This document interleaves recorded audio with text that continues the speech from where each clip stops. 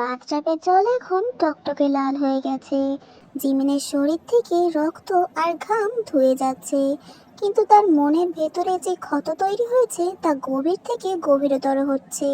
জাঙ্কু খুব যত্ন করে জিমিনের ভেজা চুলে আঙুল বুলিয়ে দিচ্ছে। জিমিনের মাথাটা বাথটাবের কিনারায় হেলে আছে, তার চোখের দৃষ্টি স্থির এবং প্রাণহীন। সে যেন এক জ্যান্ত লাশ। জাঙ্কু খুব কোমল স্বরে, যেন কিছু হয়নি। জানি জিমিন, তোমার অনেক কষ্ট হচ্ছে, কিন্তু তুমি যদি আমার কথা শুনতে, তবে আজকের এই রাতটা আমাদের জন্য আরো অনেক সুন্দর হতে পারতো। আজ আমি সারাদিন তোমাকে ছুটি দিলাম, তুমি সারাদিন ঘুমাবে, আর আমি তোমার পাশে বসে তোমার সুন্দর মুখটা দেখব। জাঙ্কুক জিমিনকে বাথটাব থেকে তুলে একটা সিল্কের সাদা টাওয়ালে জড়িয়ে দিল। জিমিন কোনো বাধা দিল না, তার প্রতিটি অঙ্গ প্রত্যঙ্গ অবশ হয়ে গেছে। জাঙ্কুক জিমিনকে বিছানায় শুইয়ে তার ওপরে পাতলা কম্বল টেনে দিল। কয়েক ঘন্টা পর জাঙ্কুক রুমে নেই। জিমিন ধীরে ধীরে চোখ মেলল। সে দেখল তার গলায় থাকা সেই ট্র্যাকার নেকলেসটা এখনো ওখানে। সে নিজেকে অনেক অসহায় বোধ করতে লাগলো।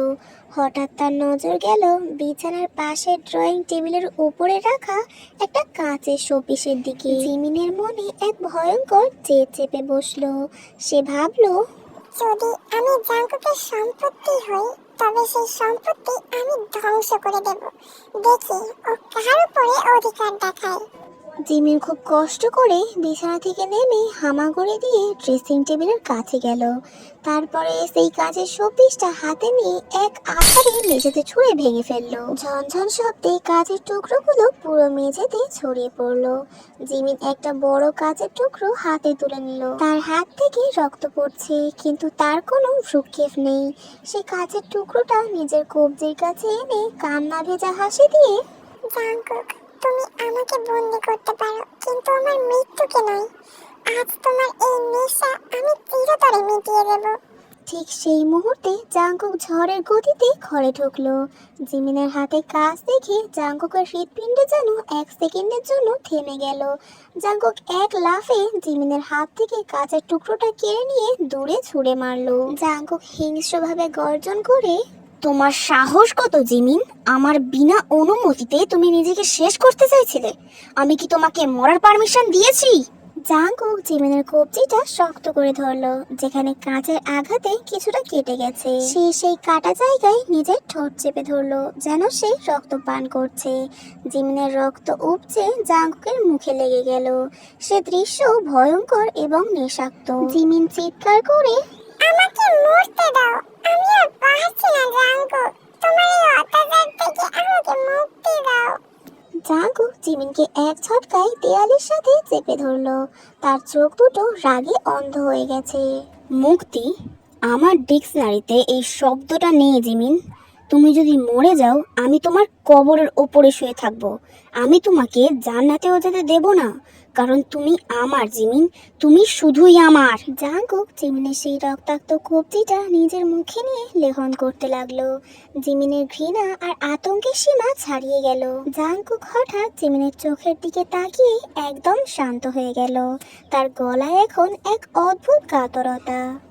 তুমি জানো না জিমিন, তোমাকে হারানোর কথা ভাবলে আমি নিজেও মরে যাই, কিন্তু তোমাকে ছেড়ে দেওয়ার কথা ভাবলে আমি পাগল হয়ে যাই।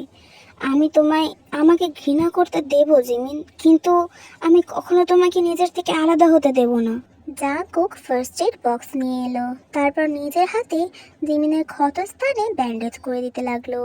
আজ সে আর জিমিনকে অত্যাচার করছে না, বরং এক অদ্ভুত মায়ার সাথে জিমিনের সেবা করছে।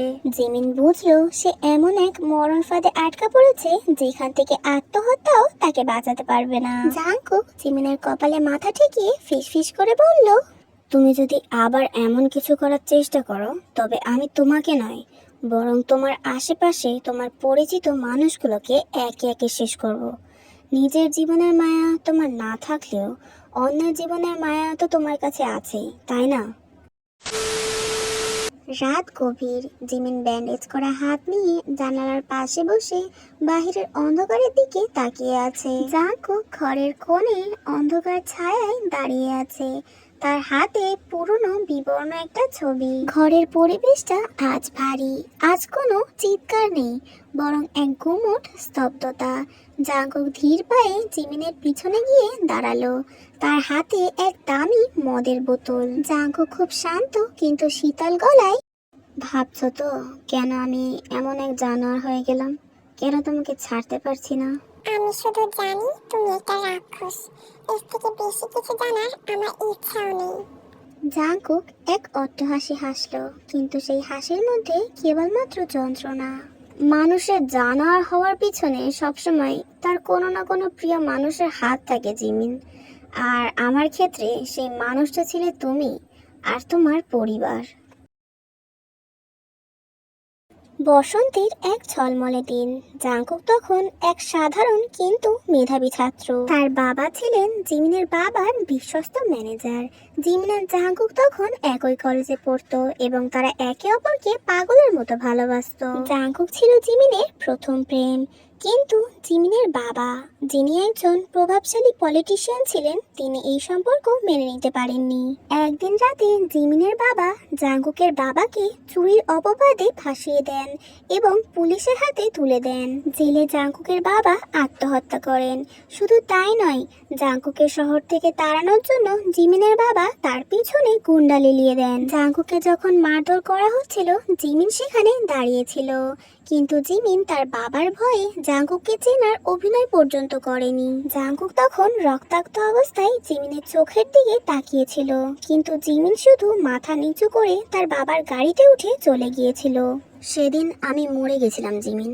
যে জাঙ্কুক তোমাকে পাগলের মতো ভালোবাসতো, যে জাঙ্কুক তোমাকে গোলাপ দিত, সে ওই অন্ধকার গলির ড্রেনেই শেষ হয়ে গিয়েছিল।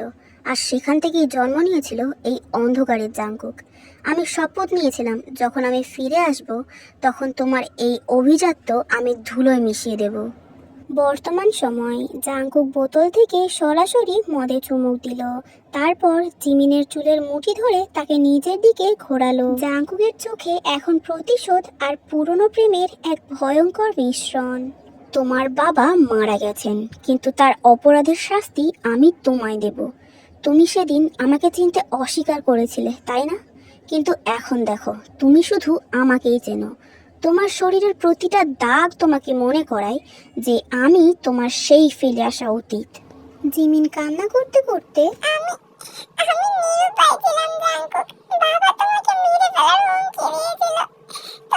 তোমাকে বাঁচানোর জন্য আমি সেদিন চুপ ছিলাম। মিথ্যে! তুমি কাপুরুষ ছিলে জিমিন। তুমি তোমার আরাম আয়েশ আর তোমার বাবার ক্ষমতার কাছে আমাদের ভালোবাসা বলে দিয়েছিলে।